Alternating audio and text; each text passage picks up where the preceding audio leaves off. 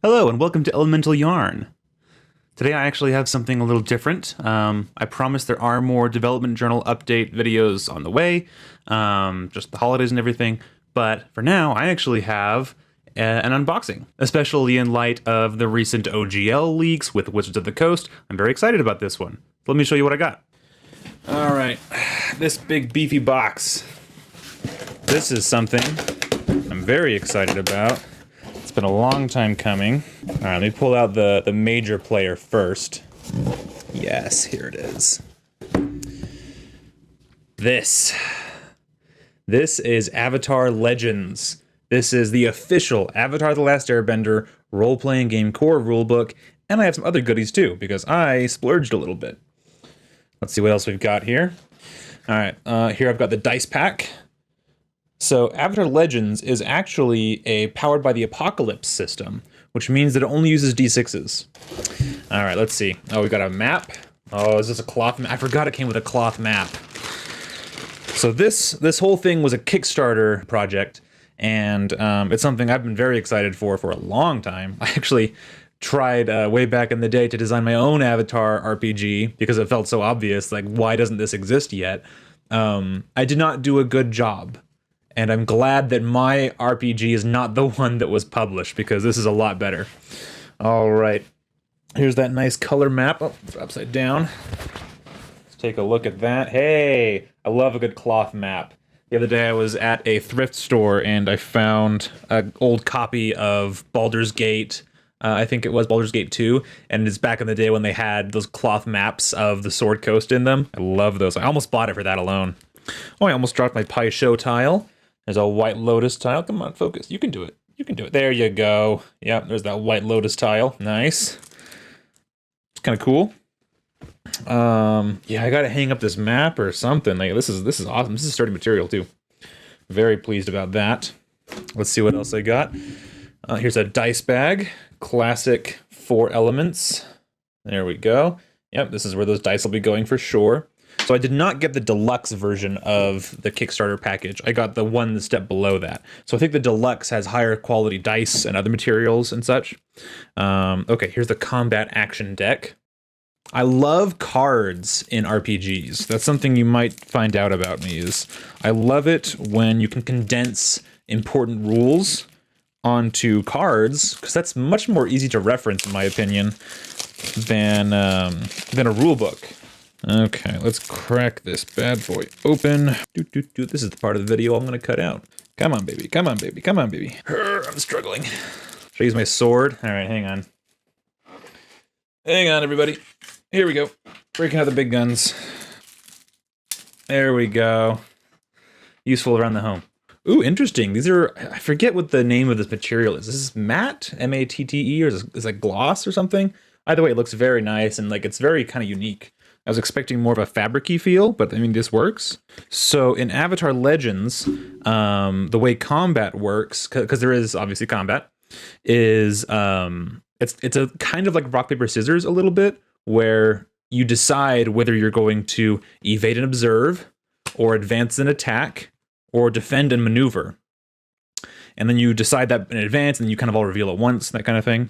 And each one of those has different actions you can use during combat, and you roll to see how many of those you can do and what kinds of actions you can do for that exchange. Anyway, so they go in a specific order, and then you go back to the beginning again, and you do another exchange.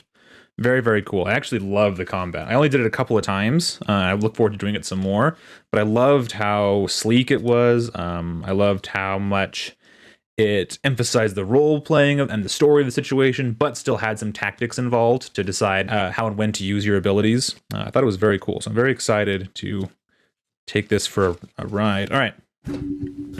Next one. There's still more stuff in here. All right. What's this one? Okay. I'm actually not sure what this is. Oh, these are gorgeous. Look at this. All right. So I've got some booklets here, and I love the minimalist design approach to these. Look at that. So this is obviously the cover of the DVD or Blu-ray combined set, but like, look at that, just the symbol and a color. I love that. Okay, so these are blank journals. I'm gonna be very hesitant to actually put anything in these because they're just so nice. I don't know. I really like. I mean, obviously I'm gonna use them, but Yeah, that's so cool. So 5 journals. These are great for taking notes. I'll break these out when we're ready for like a serious Avatar Legends campaign. That's when we'll break these out, I think. Okay, and the last thing in here is a second book. So here we've got Wan Shi Tong's Adventure Guide. And this has a lot of stuff in it, actually. So this contains 4 new character playbooks, 5 exciting adventures that span the eras of Kyoshi, Roku, the 100-Year War, Aang, and Korra, 14 NPCs, and then expanded material for exploring Wan Shi Tong's infamous spirit library. Oh, and the art in here is just gorgeous. There's some unique character art in this book, which I love. Yeah, so here's an example of some playbooks. So one thing that you might not be familiar with if you've mostly only played D&D or similar games is the concept of a playbook. It's basically your character sheet, but it actually contains more information about your specific character. So rather than have there being one universal character sheet that you just fill in everything by yourself, you actually, in Powered by the Apocalypse games usually, you select a playbook, and so it's basically each character sheet is specially designed to be that kind of character. And what I think is really clever is rather than having the playbooks in this game be Earthbender, Firebender, Airbender, Waterbender, rather than relying on that, each playbook actually defines your character's role within the group and what kind of their overall like objective is, what their background is. So it kind of defines their personality, their backstory, and just their place within the narrative, which is really cool. So actually what you can do is you can take any playbook and decide you want to be an airbender, or, oh, well, with this playbook, I want to be a non-bender. So no matter what playbook you choose, you can actually be any kind of bender or non-bender as you wish. Okay, now I'm opening up the actual core rulebook. Oh, and it's got the ribbon bookmark. I love that. Oh, look at this art. I don't think have I seen this art yet? I'm not sure I have. Okay, so here's an example of another playbook. This one's the Guardian. So the Guardian, the picture is of a waterbender, but that's just an example. You can actually be a firebender or an airbender or a non-bender, whatever you want. But the Guardian, here's the description. The Guardian defends someone close to them, steadfast and watchful. Play the Guardian if you want to be the first to see danger coming and the last line of defense. So this is a character who's very responsible, and they feel some obligation to protect probably one of the other characters or a way of life or something. So that's kind of this character's role within the group. And so in this way, you can really, rather than saying, oh, we've got a rogue, a paladin, and a fighter, that's our party makeup, that doesn't really tell you much about what your relationship is and like what the group dynamic is. But this does, because if you say, okay, we've got a guardian, and we've got, what else is there? We've got an icon, and we've got an idealist. That actually kind of tells you, a little bit about what you can expect in terms of the narrative and the story and as it unfolds moving forward. One thing that I'm still trying to wrap my head around for Powered by the Apocalypse games in general is how moves work. So in Powered by the Apocalypse games, the way it's phrased is that you play until moves are triggered, and that's when you roll the dice. And the moves are triggered by certain things happening in the narrative. So, for example, in Avatar Legends, when you do something that is like risky or dangerous and it would rely on your skills and training, that's actually a move. It's called rely on skills and training, I think. So that would be, okay, I want to use my earthbending techniques to create a bridge. Well, you're relying on your training, so you need to roll using that move. And each move specifies how it works and what stat to roll and that kind of thing. And you always roll 2 dice. And then you add modifiers. And the nice thing as well about this is that the difficulty of rolls is consistent. There are 3 possible outcomes for any roll. There is failure, which you get if you roll a total of 6 or lower. There is success with a consequence when your total is anywhere from 7 to 9. And then there's the full success where you roll a 10 or higher. Focus. There you go. So that way you don't have any kind of doubt about whether or not a roll would succeed or not. You don't have the game master trying to come up with DCs for things on the fly. What instead the GM can do is determine what a success means for a roll and what a failure means and what any consequences might be. So that's kind of the levers the GM can push and pull.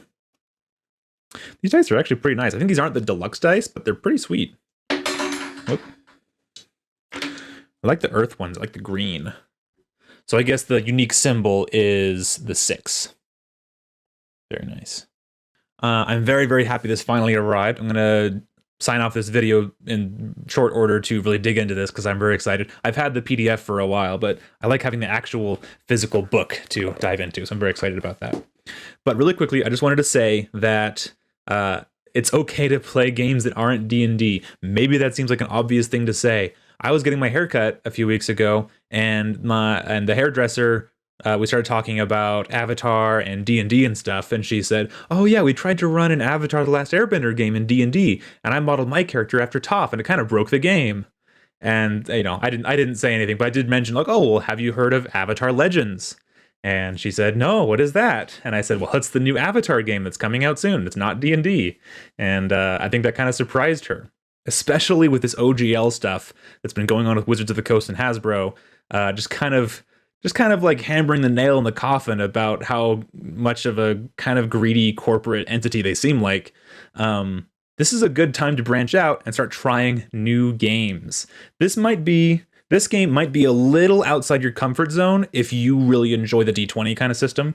This is a little more on the narrative side of things. So if that's what you're used to, and you're interested in this, definitely try it out. But keep in mind that you're not going to be rolling for perception all the time. This is not that kind of game. There might be combat, but it's not going to be, you're not dealing with lots of hit points.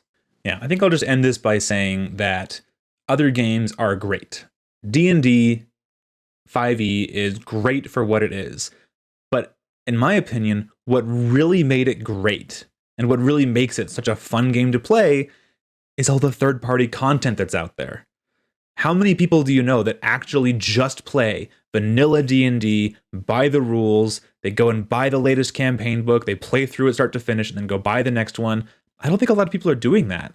I think a lot of people, when they say play D&D, what they mean is, oh, we're playing our space D&D, or we're playing our historical fiction D&D game, or we're trying to hack it to play like Avatar: The Last Airbender, or we're doing this custom campaign I funded on Kickstarter and stuff like that. Like, that's really what makes 5e so awesome, is because it's a large common denominator and everyone knows it, and so everyone makes stuff for it. If that's going to go away, I think D&D is not looking great. If Wizards of the Coast wants to take control of their IP, what they need to do is start making better products. The last couple have been pretty disappointing, and the fans aren't very happy about it. Contrast with this purchase I made through Kickstarter, and I'm so impressed. I got 2 massive books, a full dice set, a fun little token, a deck of reference cards of good material. I got 5 journals. I got a cloth map.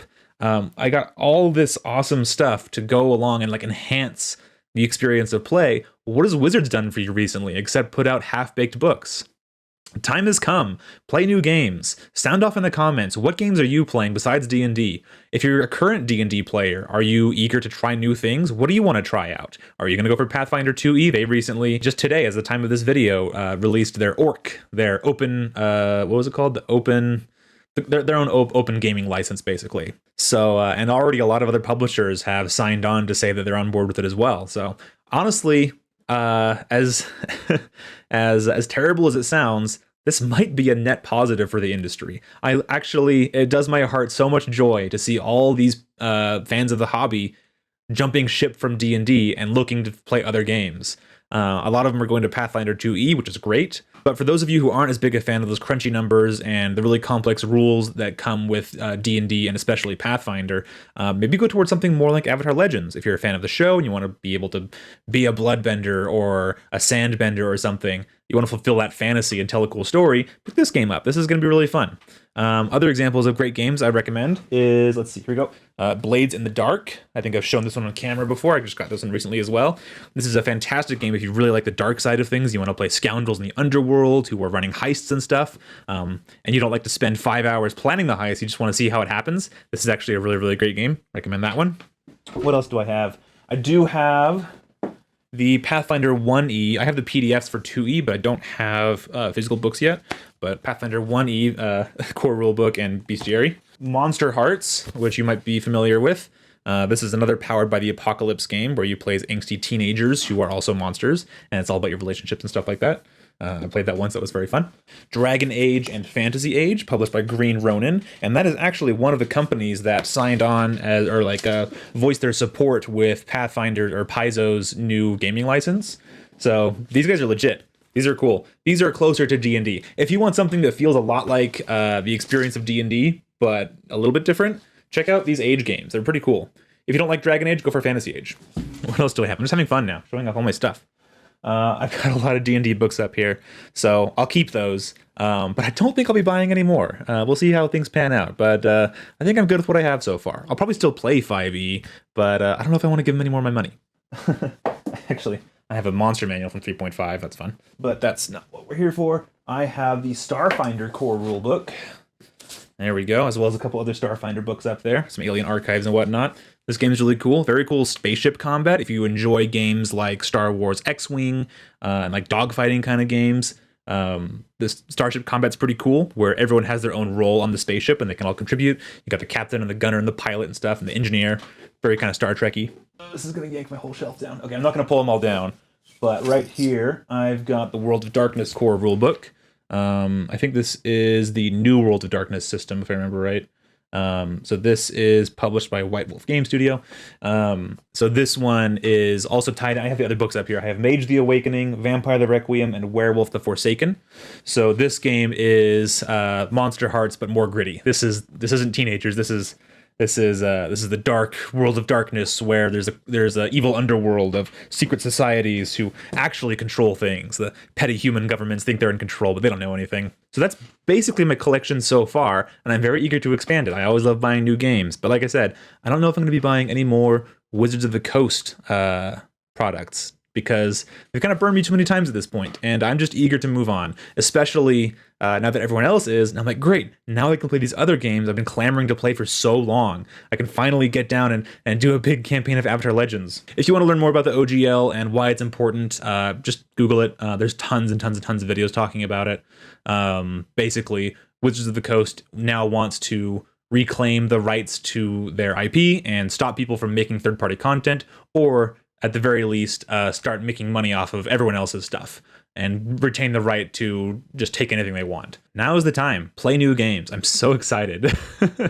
Yeah, pick up Avatar Legends, I believe, is available for pre-order.